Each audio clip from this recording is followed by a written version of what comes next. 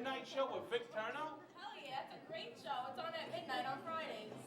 Have you seen the new Midnight Show with VIC TERNO? Yeah, I've seen it. It's a great show. It's funny, and they got lots of beautiful women.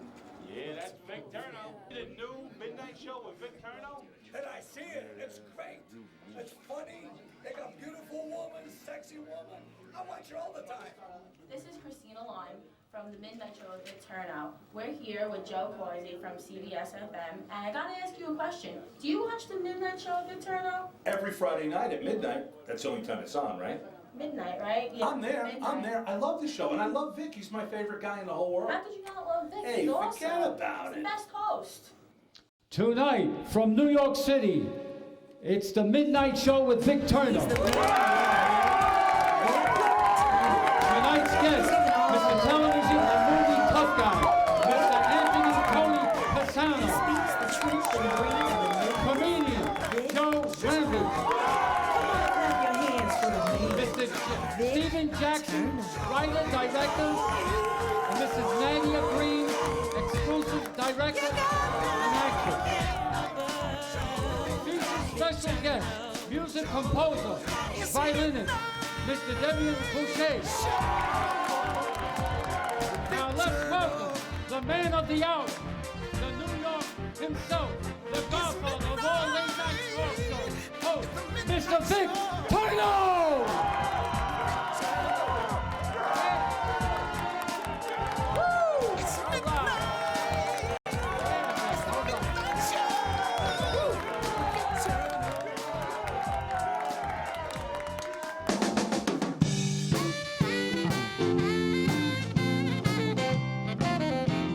Thank you, everybody. I'm going to Kansas City. Kansas City, here I come. I'm going to Kansas City. Kansas City, here I come. They got some crazy little women, and I'm gonna get me one. I'm gonna be standing on the corner, 12th Street and Vine. I'm gonna be standing on the corner, 12th Street and Vine. Yeah, with my Kansas City baby and my bottle of Kansas City wine. Yeah, well, I might take a train, I might take a plane, maybe I'll walk, but no matter, I'm gonna go. I'm going to Kansas City. Yeah, Kansas City, here I come. They got some crazy little women, and I'm gonna get me one. Woo! Yeah! Take it! Buster! Woo! The Fred Cashier Band!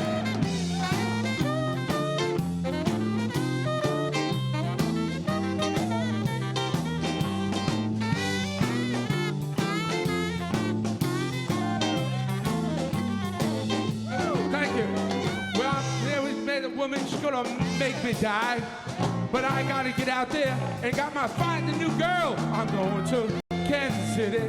Yeah, Kansas City, here I come. They got some crazy little women there, and I'm gonna get me one. You heard me. They got some crazy little women there. I'm gonna get me one. One more time. They got some crazy little women that I'm gonna get me one. Red Cartier Man! Red Cartier Man!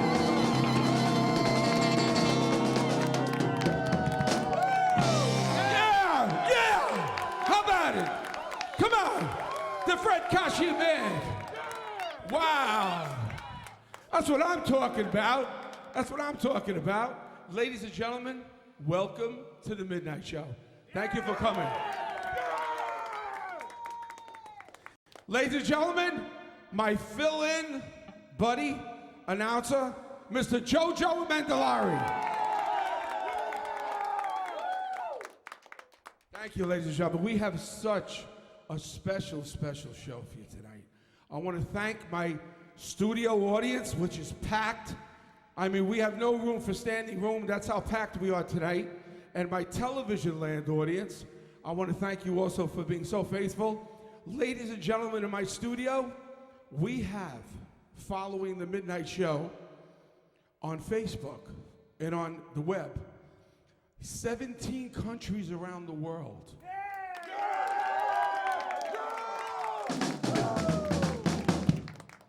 In addition, in the United States, aside from being citywide on television, the Midnight Show right now is being seen in 16 United States states and growing.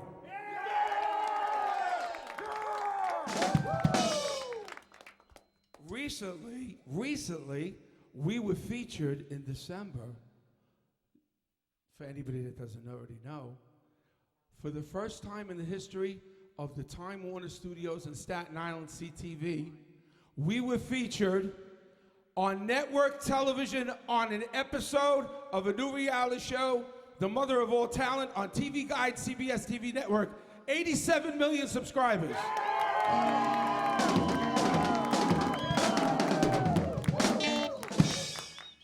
Okay, with that being said, I think it's time for us to get on to our show, because time is going to run short, because we have so much to offer you tonight, so much to give you, and we'd like to start the show. So let me say thank you, ladies and gentlemen, for being here in the studio. My TV audience, as always, thank you for being here for us. What do you say, audience? Should we get ready with the Midnight Show? Let's get the Midnight Show theme going. Let's get the theme going. Let's get it going. How about it? Should we get going or what? Yeah. Here we go. He's the man you want to know, VIC TERNO. He's giving all the love from God above. VIC TERNO. He speaks the truth and brings the news. VIC TERNO. Come on and clap your hands for the man, VIC TERNO.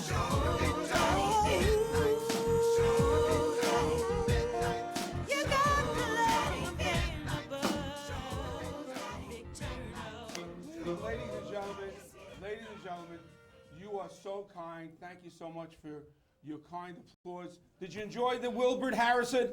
That song was #1, 1959. Wilbert Harrison to Kansas City. And I love that guy. He was the best. Did you enjoy the song?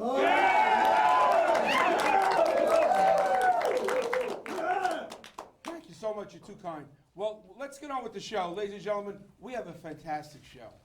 We have so many guests. And I'm going to start off with my first guest and a dear friend of mine. As you can see, he's sitting next to me. And get your hand off my leg, Tony. Anyway, not till after the show. Anyway, but Tony and me have been friends for a long time. He's known around the country as the movie and television tough guy. He's got even into the commercial business now, doing commercials. But Mr. Tony Pizarro, Anthony Pizarro, can we have a round of applause for Anthony Pizarro?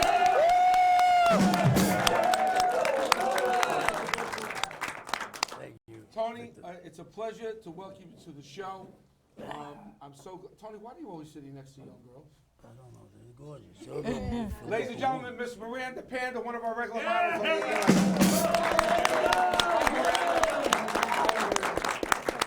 Tony, so tell me what you've been up to, what's new. I want to know all about I understand you did a commercial? I'm doing an experimental commercial for dog food. Well, you can't use the name brand, or else then you got to go down to Union. They want to see the script, then you got to put out money. So you do it in other words, an experimental. Mm-hmm. So you don't use the name brand. So I did it, and I made up my own name of the dog food. So that sounds as honored, ain't I? No, Hold on, we'll son. find you. All right. Yeah, right. I got to make sure. So anyway, I put it together. I got these actors, and I think they're pretty good. And I brought it here so they could see it. You can show it. Beautiful. Now tell me about the commercial. Well, who came up with the idea? When did it start? And who's the writer of the commercial? I wrote it, and this started a long time ago with Frances from Sopranos, and we filmed this about Frances from Sopranos, the show Sopranos. She played Paulie Walnuts' mother, I see. Frances S. Sinclair. And by the way, excuse me, you know, we have, ladies and gentlemen, we have a star from The Sopranos, in our audience tonight. Maybe we could get the 360 camera on Mr. Frank Albanese. Stand up.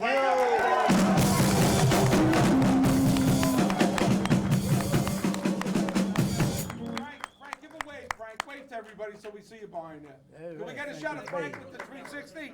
Can anybody get a shot of Frank Albanese? Oh, well, they don't have the overhead. Can we get it? Can we get? Is the overhead camera working? Just come out in front. Just come out in front. Come out front. Watch. Let the gun. Ladies and gentlemen, just give a wave. Round of applause for Frank Albanese.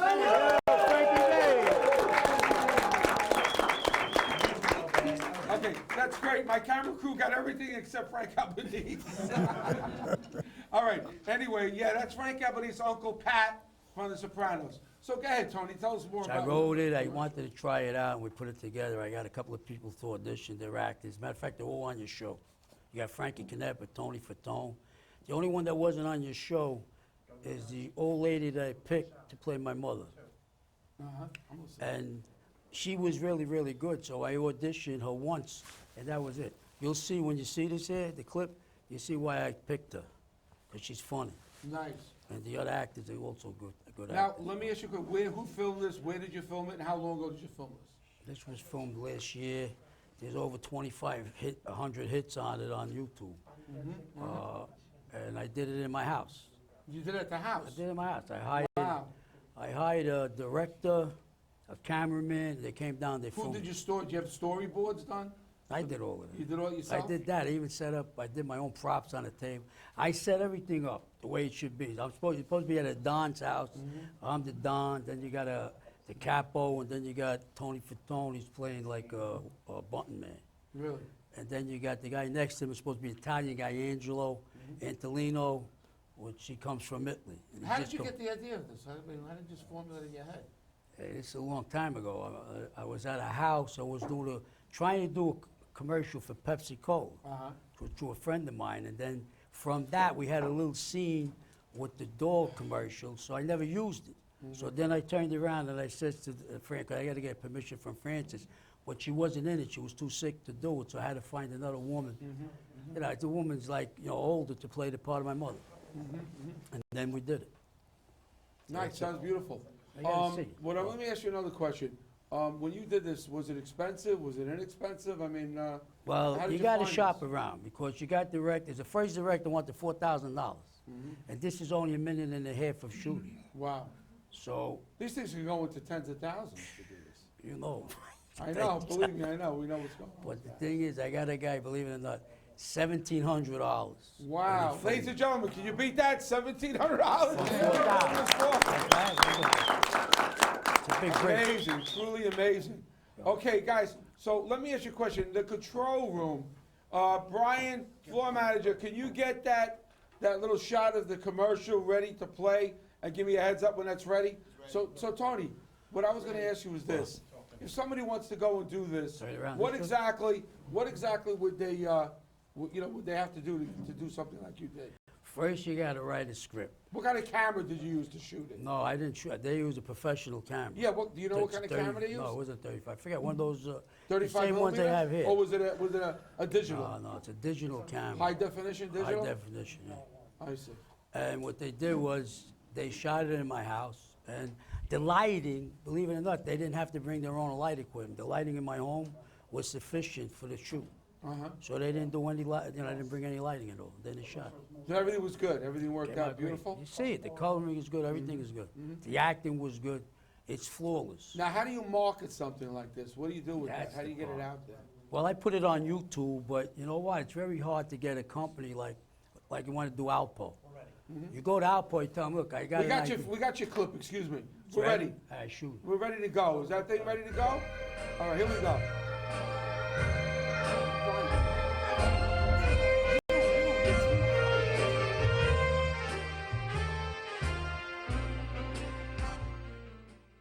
Joey, did you pick up the stuff I told you to get? Yeah, picked it up yesterday with Frankie. Frankie, where is I gave it to your mother. it? Ma, what did you do with the box Frankie gave? Basta, Google Stugana. It's in the closet. All right. Don Vito, what a beautiful dog. What's his name? Uganda is a gamma bigger dog than gente. And what does he eat? Uganda is a manja canine rub. Oh, boss, it's not canine rub. It's canine grub. It's the greatest dog food on the planet. All right. Ma, go get a can of canine grub for Big Dog Dungeon. Joey, how's the wine? Is it good? It's great. Frank, eat some. Come on. Beautiful. Would you believe this? He thinks more about Big Dog Dungeon than his own mother. How could you embarrass me in front of Don Fanucci like this? Yeah, Big Dog, eat. Frankie, you was right. It's the greatest dog food on the planet. Eat, Big Dog. Come on, Big Dog. Eat. Eat. It's canine grub. The greatest dog food on the planet.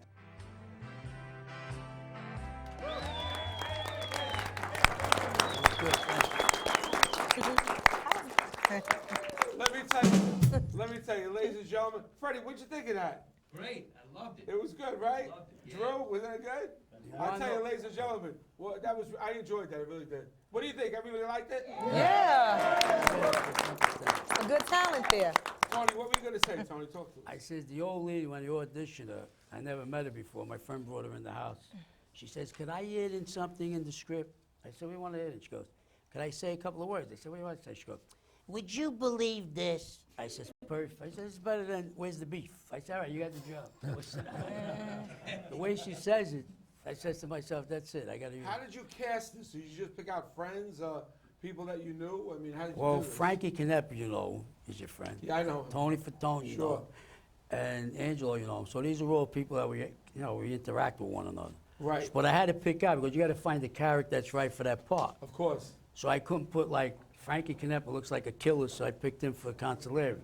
Tony Fatone looks like, you know, a hitman, and Angelo looks Italian, so I used that. So you really got it. So I put it together. So now that you're trying to package that out to get one of these companies. It's an idea. In other words, what you do is you make an idea, then you go to a dog food company and say, these are the actors. What do you think of this Tell idea? the public. I want them to know how to go about this in case they want to do something like that. You want to go about it, the first thing you got to do is, well, you don't have to be in the union, but you're going to have to go and get a script. You got to write something, whether it's dog food, whether it's a coat, whatever it is. You got to write first a script. Then you got to figure out what individual will fit this part, like part of Frankie, part of Jeanette. And then you have to audition them to see how they look on camera. And then after that, then you get them, after you audition, then you got to get a camera crew and you got to get somebody to direct it. And that's it. That's how you do it. Let me ask you another question. When you did this, do you know if you shot it with digital or did you use 35 millimeter? Ah, it's digital. It was digital. Now I It was a remember. digital camera? Yeah, digital. They use 2 cameras. Then you got to edit them. The first part, which is, would you believe this? He thinks about Big Dog Dungeon and his own mother. They didn't have, Angelo wasn't there, and Tony Fatone wasn't there. So I had to call him up to get in touch with the guy that does the editing and say, she's talking to nobody. So then they had to re-edit it, and they keep doing it until you get it right. You got to work with them, or else sometimes they're just doing it to get the money. Interesting. Now, what's going on with you in your personal career? Personal career, no. The last thing I did was Rob the Mob with Andy Garcia. I don't even think it's out yet. I was the first guy they grabbed. They grabbed me. Guy came in with a ski coat on. He's got a Uzi in a pillowcase, and he pulls it out. There's all wise guys sitting at the bar, and he can't get it to go off. So they laughed at it. I said, where'd you get that? The flea market. And the guy's trying to get it to go. It's a real gun. And all of a sudden, he pulls it back and all over the ceiling. And everybody, oh, take it easy, take it easy. And I'm the first guy he grabbed. All right, he goes, yo, get over here. Put the freaking shit in the bag over here. I said, all right, take it easy with that heater. And then he bring me in the back. Then he goes around to each guy like that, Andy Garcia. But the best part was, Andy Garcia's at the bar, and the director just filmed me on this side, because all the wise guys were on the right, and all the wise guys were on the left. So now he films me here. I walked over there to get a glass of water. He filmed me again. So I said, now they see the film, they're going to think I got a twin brother on the right side. So I turn around, I go to Andy Garcia. I said, excuse me. He goes, what are you trying to do, rob my scene? I said, no, I'm not trying to rob your scene. I'm just going to tell you something what happened. Then he called the director, and the director thought I was breaking his chops. So the director said, what's the problem? He said, no, there's no problem. This guy's name is Tony. He just picked out something here. You know, he was over there. It's going to look like he's got a twin brother with the same suit on. He goes, you know, I didn't think. I said, thanks a lot, Tony. And then on the way out, they both shook my hand. So I got an A+ for that. That was about the. Ladies and gentlemen, you know how many times I heard this story? I don't think how many times I heard this story. No, I'm just kidding. Well, listen, guys, Well, Tony, we love you. You're going to stay for the whole show. Right, I'll be And we're going to go on to our next guest because I got a special treat for my audience. And I've been trying to get a hold of this guy for quite a while. And he's a stand-up comic. He's got a lot to tell us. He's in the tri-state. Actually, he's probably intercoastal now. He goes to the East Coast, the West Coast. Can we have a nice round of applause, warm applause, for Mr. Joe Romy? Can we have Junior? Thank you, Vic. Thank you very much. How am I doing? All right. I almost didn't make it here tonight. Long line at the liquor store. Last show I did at Staten Island, I was afraid to come back to Staten Island after that show I did in Staten Island. And I live here. I went over about as well as a pork chop at a Passover Seder. And the thing is, it was a Hurricane Sandy relief show I was doing. After the show, I said to the owner of the joint, when would you like me to come back? He said, come back? Are you kidding me? I'd rather have the hurricane come back. Okay, I'm glad you guys are with me because I'm trying to get used to performing with hair again. For a while there, I was a shaved head comic. I didn't shave my head on purpose. I just got a little carried away trying to even out my sideburns. I grew up in a strict Irish home, which was a little weird because I'm half Italian. But my mother can't stand Italians. I said, but Ma, Daddy's Italian. She said, don't talk that way about your father.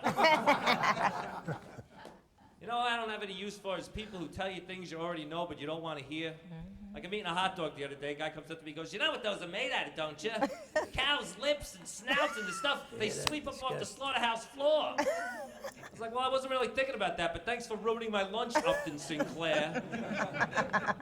Well, you know, I know I'm going gray on top. I don't have to be told. Guy says to me, Joe, have you looked in the mirror lately? He goes, no, I look in the mirror about 18 hours a day. It was even more when I was good looking. I go, yeah.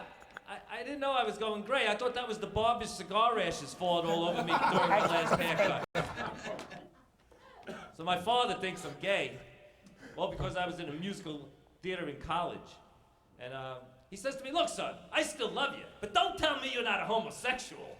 I saw you up on that stage singing and twirling around. I'm like, Dad, first of all, that was 30 years ago. Second of all, I've been married twice and I have a son. He said, well, you could have avoided all of that if you would just admit the truth. I've been eating a lot of this stuff lately. Kale, raw, locally grown kale. It's pretty intense. It's like eating shrubbery. So I thought what I'm going to do is I'm going to replace the hedge around my house with a big kale plant. This way I don't have to trim the hedges anymore. I can just eat them down. I just got to figure out a way to get my garden hose to spray balsamic vinegar. I got a little boy. I'll tell you about him later. But we usually only go to cartoon movies, but a couple of years ago, a movie came out called Magic Mike. It was about male strippers. It got great reviews, so I said, I'm going to take my wife to go see Magic Mike. When those guys started pulling open their shirts and jumping around, she got excited. She put a hand on the front of my pants, gave me an erection, which I didn't want to have during a movie about male strippers. Because what if my father walked in? Aha! I like to read. I found the book, the biography of the famous suicide doctor, Jack Kevorkian. It's 1,600 pages long, but I'm going to finish reading it if it kills me. So my son is 8 years old now, and his vocabulary is really growing. He's gone from saying to me, Daddy, you're not cool, to using the compound word, Daddy, you're uncool. And you're ugly and stupid also. And I'm not sure what it means, Dad, but Papa thinks you're gay. So I'm like, that's okay. When he gets a little bit better at math, he'll be able to figure out his mother and I only got married 5 months before he was born. Whoa, I'm not trying to imply I got my wife pregnant out of wedlock. She was married at the time. Speaking of my wife, even though I'm from Staten Island, my wife is from England. And sometimes when we're out at a little restaurant somewhere, I like to pretend she's Posh Spice cheating on David Beckham with me. You know, but they can be pretty cold customers, English people. Sometimes when I'm making love to my wife, it's with all the heat and passion of someone switching out a printer cartridge. It takes about as long. Well, you know, we're always in a hurry because of school and work. Sometimes I feel like I'm having sex with a card table. Because it's like, open the legs and flip her over. One thing about having a wife with an English accent is she doesn't tell me what I can't do. She tells me what I can't do. She says, you can't fold the shirt. You can't put a dish back in the proper cabinet. You can't roll a towel. I'm like, keep talking, sweetheart. I'm going to call you something that sounds an awful lot like Kant. Anyway, thanks, you guys. I'm Joe Romy Jr.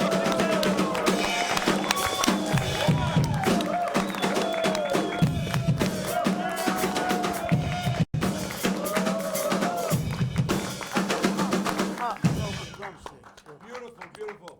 Joe, let me just tell you something. You're really funny. Let me ask you a couple of questions, Joe. How long you been doing stand-up? 5 years. Joe, how did you got into it late in life? What happened?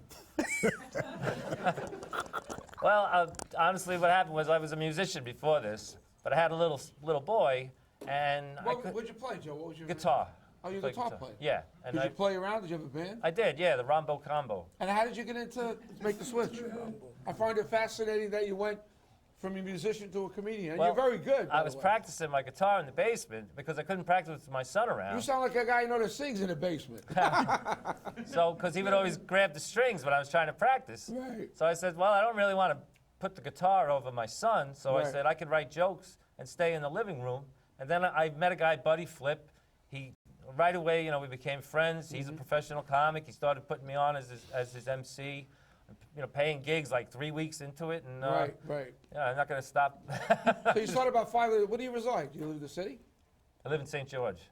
Oh, in St. George. You're here with us this time out. Yes, Okay. yeah. And do you do gigs tri-state area? Do you ever go outside? Yeah, tomorrow I'm in Trenton at a temple in Trenton, New Jersey. Okay. Or near outside Trenton. I have my own shows I run in Staten Island.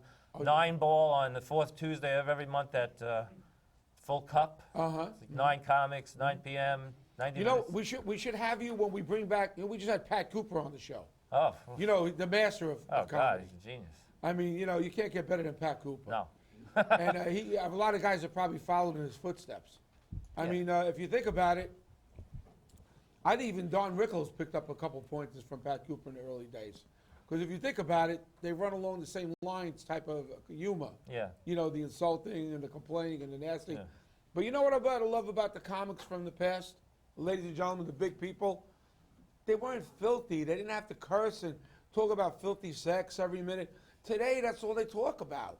They don't think they could be funny without having something that has to do with dirty sex. You know what I'm saying? Yeah, I like to keep my act clean as possible, but you do have to entertain adults. And don't get me wrong, Joe. There's they room wanna for hear that. about it. There's room for that, Yeah. but not every part of the whole comedy routine. I totally agree. It gets to be, revolting after a while. The talent, the quality of the humor is diminished because there's no creativity. As where you had guys like Pat Cooper, he would just come up with it as he was going. Well, I'm trying to kind of preserve that kind of comedy in the way I do. I see that. I tell jokes like. You had me laughing. It was original stuff. That's what I liked. Thank you. Thanks. It was nice. Appreciate it. Well, listen, we want to know if you have any future gigs. Let us know about it. Do you have a website or anything anybody could look at? I'm on Facebook. Well, tell my audience where you're at. It's Joe Romy. Face the cameras and tell them. JoeRomby Jr. at Facebook. And I always put my gigs on there with a flyer my sister Kathy made for me. Good for and you. I also have a show at Indiglo on the second Saturday of every month. It's at 7 p.m. at Indiglo, which is at 530 Forest Avenue. And that's like an hour show, 60-minute stand-up, I call it. And they would go there for tickets if they want to get tickets? Yeah, you just come to the bar. It's free. It's free? Oh, so you got a free show, ladies and gentlemen. I get a free Round drink. of applause for Joe Romy. How about it? Thank you. Joe, stay put. You stay for the whole show. All right, ladies and gentlemen, moving right along. My next guest, because time is running, the clock's running, we're moving along. We're halfway through the show already. We have another special 2 guests now I want to introduce to you. They're a kind of a duo. One is an author. Another one's a producer, actor, you name it. Steven Jackson, my girl Naj. Why don't I just introduce them right now, bring them straight out. Ladies and gentlemen, can I have a round of applause for Naj and for Steven? Come on, how about it?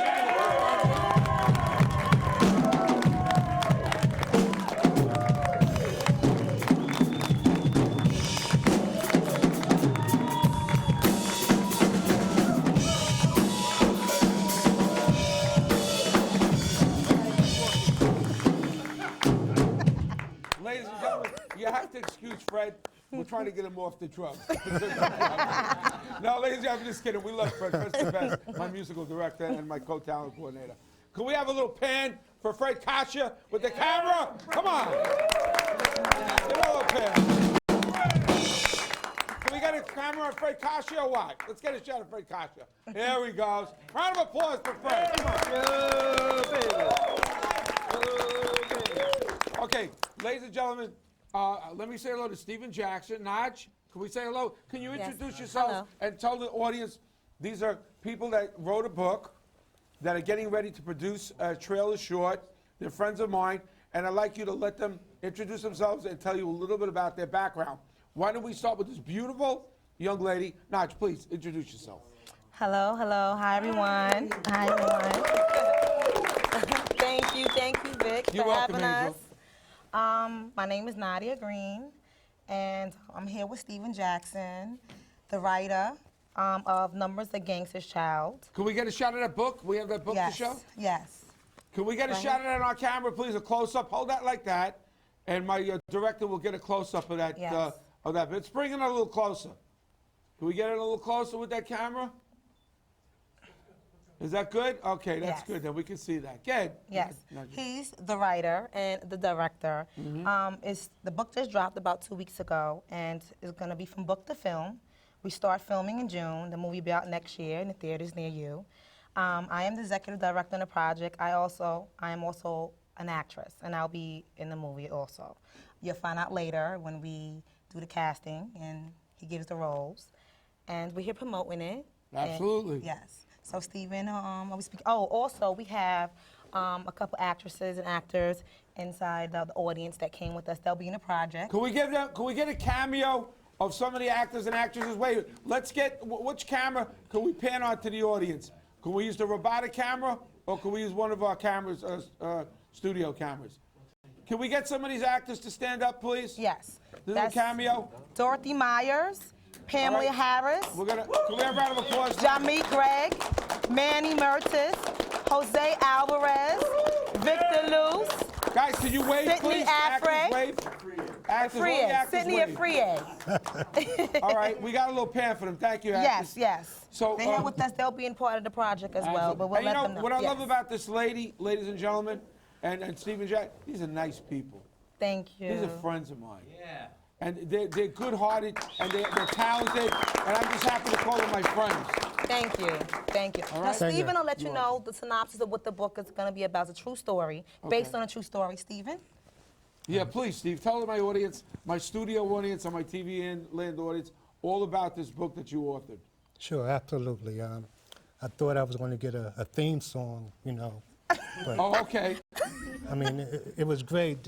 He's a really tough guy over here, Tony. He's a tough guy. But the story goes back to 1970s, 1980s. That's my era, brother. Is it? That's when I was singing in my group, stomping the clubs in Bensonhurst. Oh, okay. When you look at Vic, you think a 70s guy. Well, John Travolta, Saturday Night Fever. Absolutely, I was a fan. Staying Alive. Well, you know, Bensonhurst, it was a tough area. Let me tell you, it was tough for us too, man. Believe it or not. We had a lot of those mob guys down there at the time, Steve. I believe it. Oh, yeah. I believe but Steve, let me interrupt you. Go ahead, Steve. Yeah. So, you know, the story is about a young girl who leaves the southern states to come to New York to pursue her dream. Mm-hmm. She wanted to be a broker on Wall Street. Wow.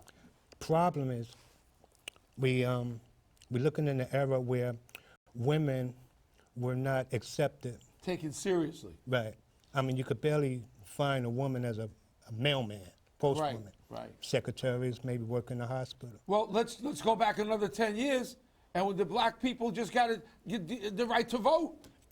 Am I right? The black Americans, Afro-Americans, 10, 12 years before that. So we're really we're just coming into new territory back then. Well, it was tough. That's right. You know, it was tough. I'm just adding credence to what you're saying.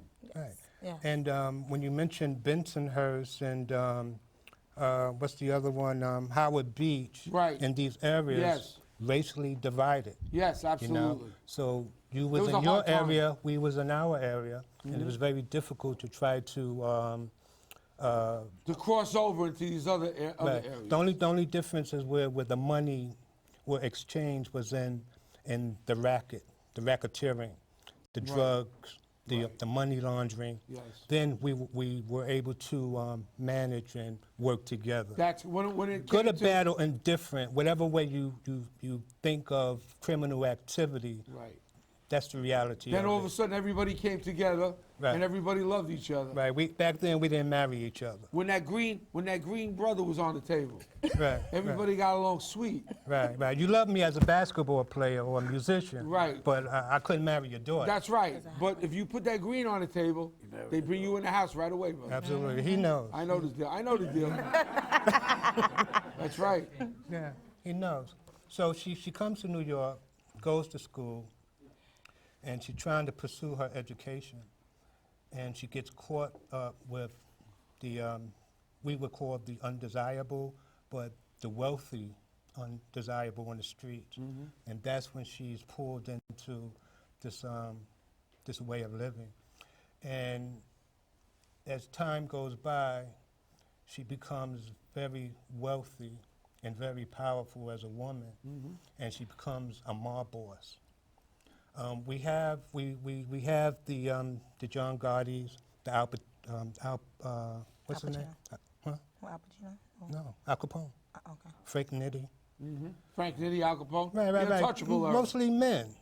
Right. But to have a woman as a mob boss, but not just a woman, but an African-American woman, a black woman, mob boss, becomes very powerful and controls the number rackets, New York, New Jersey, Connecticut. Wow, interesting storyline. No drugs. You know, no they did drugs. have one white mob lady back in the 20s and 30s, Ma Parker. Well, you can't consider her as a mob boss. She was more like she was a gangster. She was a bank robber. Yeah, her that's and her true. sons. No, I'll grant you that. You're right. So you can't put her. You can't even put her in the level of Al Capone or Frank in the Nitti. boss era, yeah. Right. So this is totally different. She was tough, but she wasn't a mob boss, and that's a difference between Right. a bank robber and a mob boss. I see the So point. that's what the book is, and I would like to. Oh, watch your Wait, microphone. take your microphone off. Oh, Pass no, it over. That's That's to the tough guy. There you go. Yeah. Give it to you. So That's your this is book. called, ladies and Autograph gentlemen, from all of us. this is called Numbers, A Gangster's Child, A Woman's Journey from Rags to Riches by Absolutely. Stephen Jackson. Yeah. Can we get a shot of that?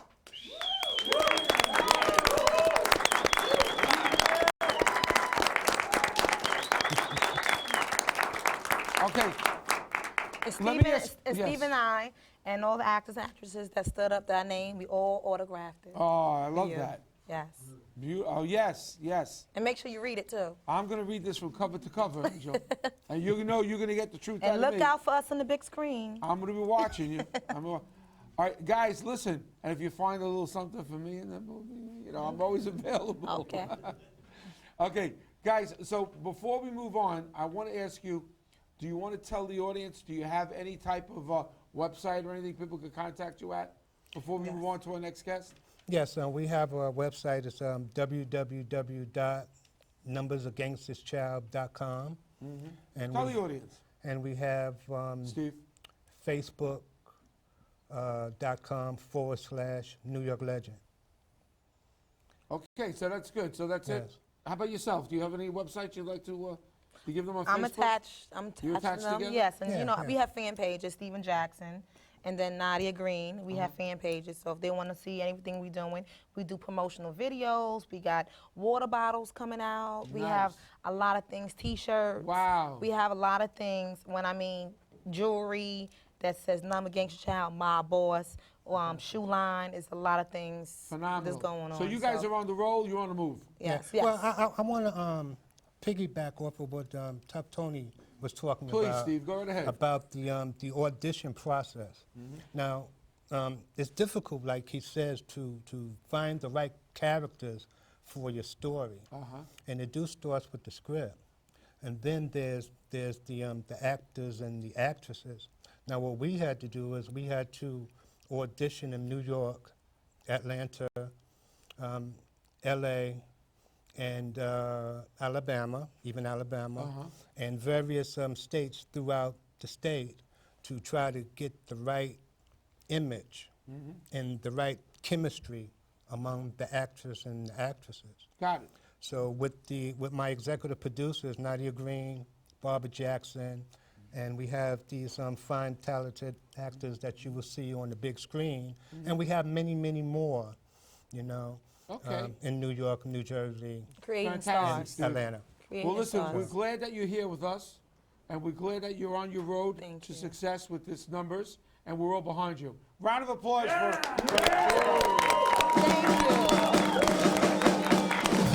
want to say one more thing.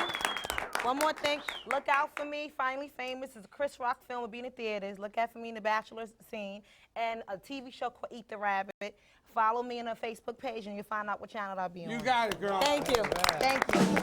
Okay, ladies and gentlemen, now let's move on to our final guest before the night's running short. I've been after this gentleman for quite a while. He's very talented. He's a musical, should we say genius, or a musical composer, writer. He's come up with some songs here. One of them is over the tragedy we had with the storm. You know, something that he is associated with that. He wrote about it. And Damien is quite talented. His name is Damien Boucher, and he's one of the most talented violinists on the scene today, the music scene. Broadway, recording studios, you name it, he's out there. So he's going to perform for us right now, and I want to hear a really loud round of applause for Damien Boucher.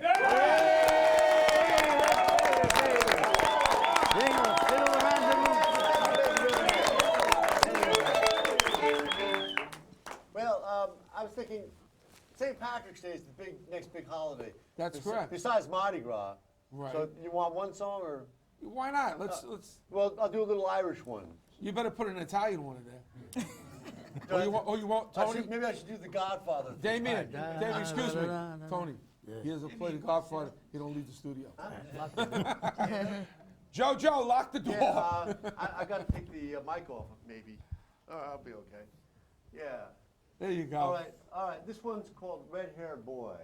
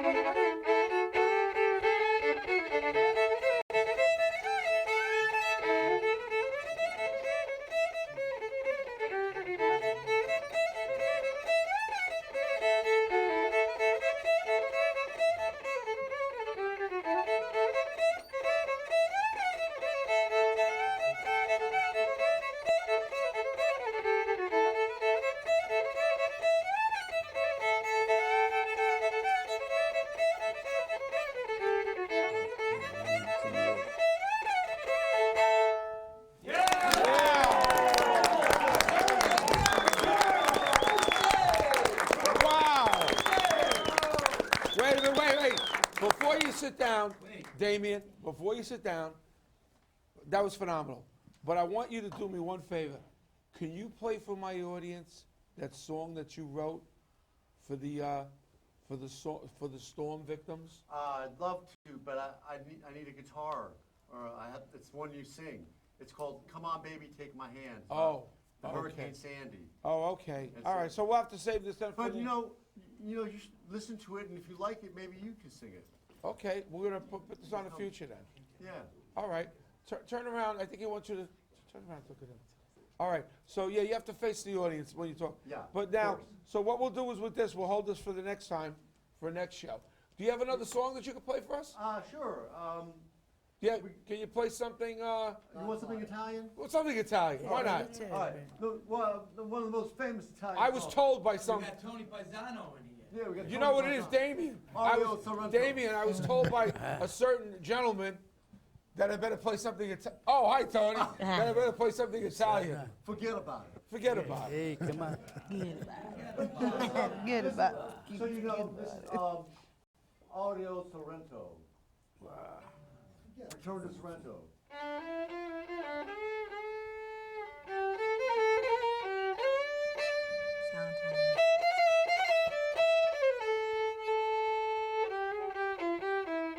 Excuse me, Damien. This sounds like a song I heard before a guy who got whacked. I'm getting a little nervous in here, Damien. Please. No, continue. Watch out when you start your car. Continue. Oh, is that too slow? Let's go to an Italian wedding then. Hey, well, let me ask you a question. Yeah. Why don't you do a little something, you know, the Italians and the dancing song? You Right, know, down and down. You got the Yeah, down, yeah, down. yeah, There we yeah, go. Here we go. Dun, dun. There we go. There we go. Come on. Come on. Freddie, come on. Play the drums, Joe. Hit the drums.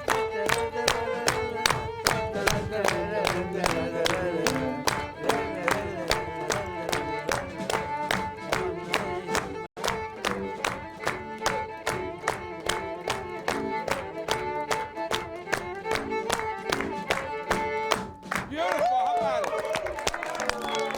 You know,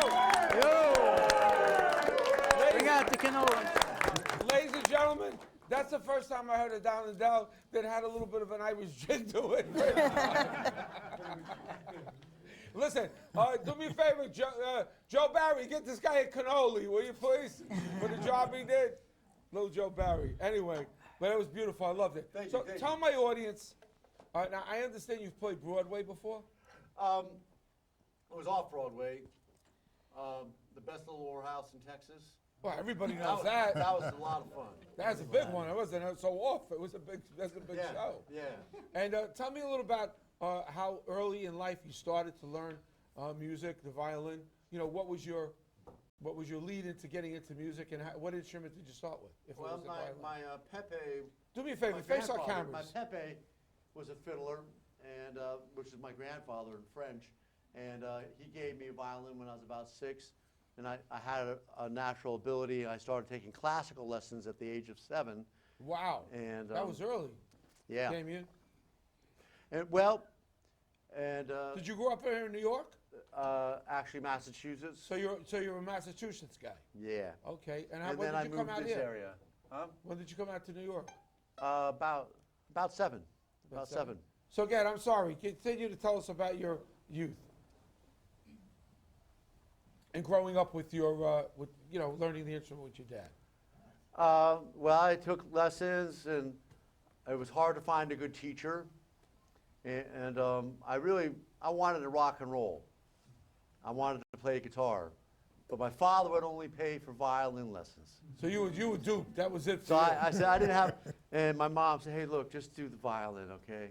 And, if you can learn how to play the violin, maybe you can figure out the guitar afterwards." And so that's what I did. Had classical training, and gave up the violin at about 11, and took up the guitar, and went back to the violin at about 18, and discovered rock and roll could be done on the violin, Grateful Dead and all that kind of stuff, and then bluegrass and all the other types of music. So I really liked the violin, and there was a lot of competition on the guitar. So violin was a good thing. Well, let me ask you another question. Have you had any classical training? I mean, have you been to any schools that we would know of? Yeah, I got. I went to the School of Life. I was lucky enough to meet some of my idols, big violin greats like Stephen Grappelli, picked his brains, Vassar Clements, Claude Williams, the jazz violinist. And I also got a degree in music at William Patterson University, and I studied further at Montclair State University. So this is, you went to some of the big people where you got your start and your training from. Right, and they were very kind and let me pick their brains. And now, where did you get your interest? Was just from your father giving you the violin, or did you have an interest in music, or was it guitar basically you were interested in? I had a natural ability for music, so they just kept on calling me back, and every job I had, nobody applauded at the jobs I had. No one asked for more. So I went back. I kept on going back to music, and that's what happened. Well, listen, would you do us a favor? Sure. Would you play us one more song, Damien? Is there something, a composition that you might like? How about it? Absolutely.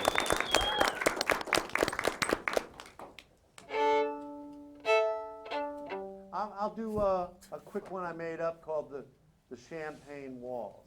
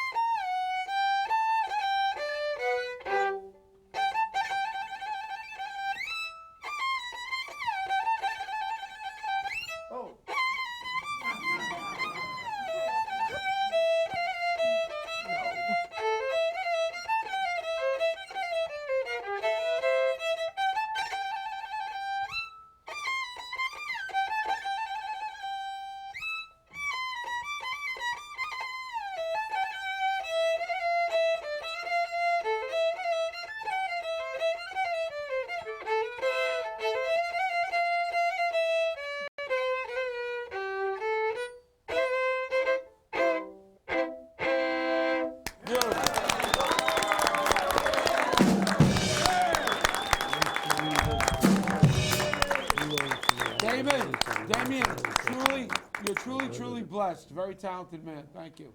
Thank you very much, Vic. We really enjoyed it. We really enjoyed it.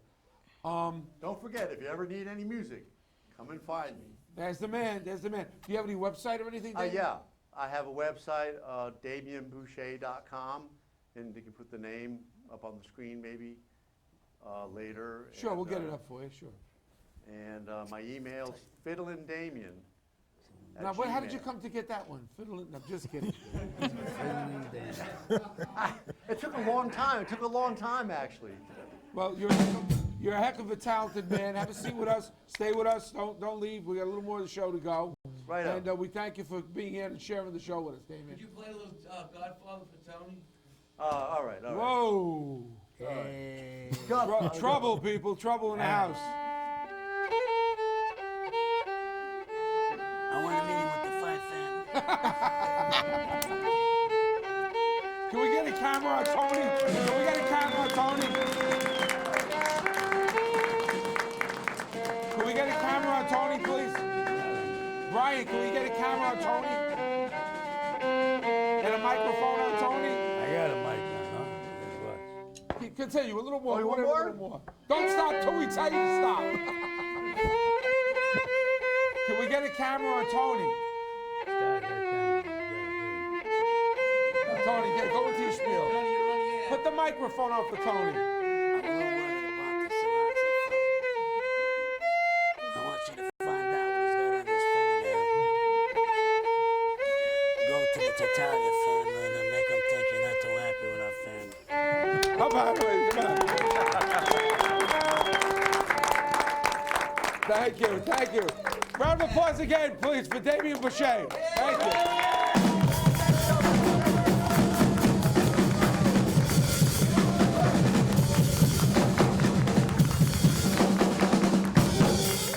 Okay. That was good. good.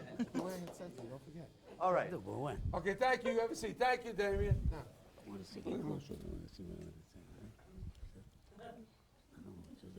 Can we get a camera on this, please? On Tony? I didn't do nothing. She wanted to ask me something. I did.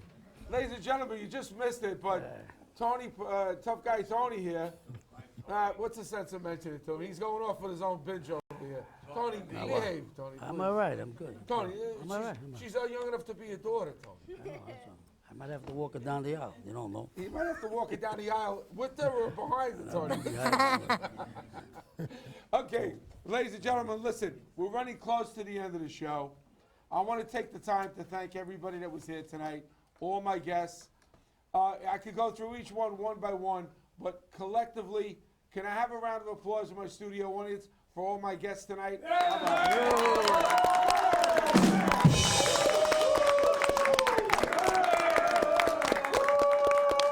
Thank you. I'd also like to have a round of applause for the Shooting Star Band, the house band.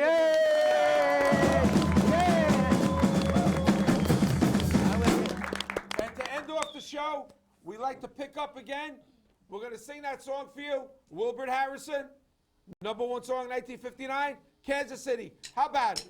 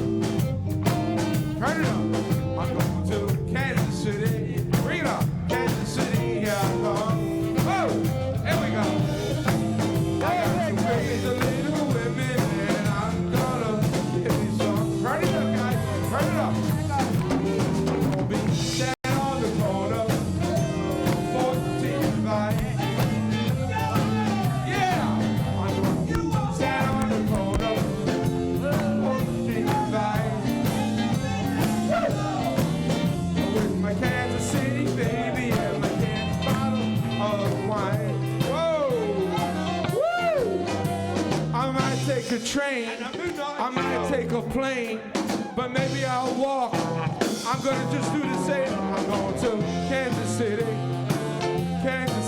here I come. Woo! To praise the little women, I'm gonna get me one. Come on, one time, bust out. Woo! Come on, everybody, turn up that volume in the control room. Yeah. Bring it up. Bring it up. Bring the microphone up.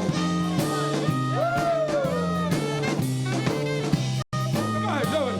Yeah. Yeah. Go, JoJo. Bring up that microphone. Yeah. Go.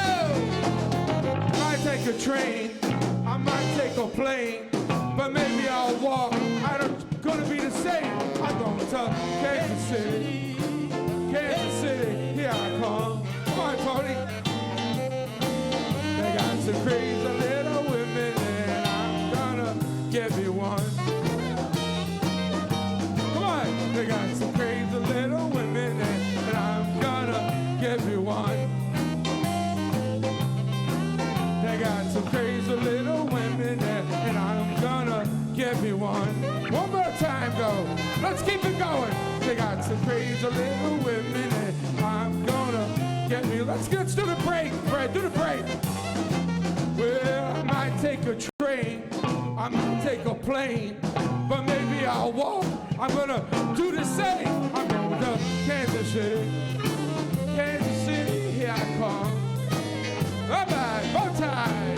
They got some crazy little women, and I'm gonna get me one.